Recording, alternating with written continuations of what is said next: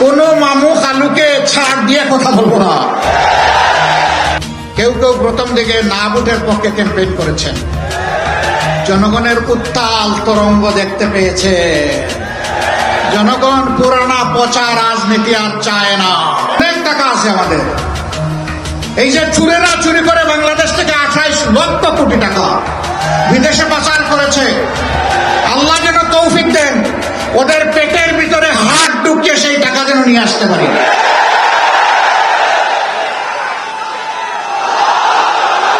এটা বাংলাদেশের বার্ষিক বাজেটের 4 গুণ।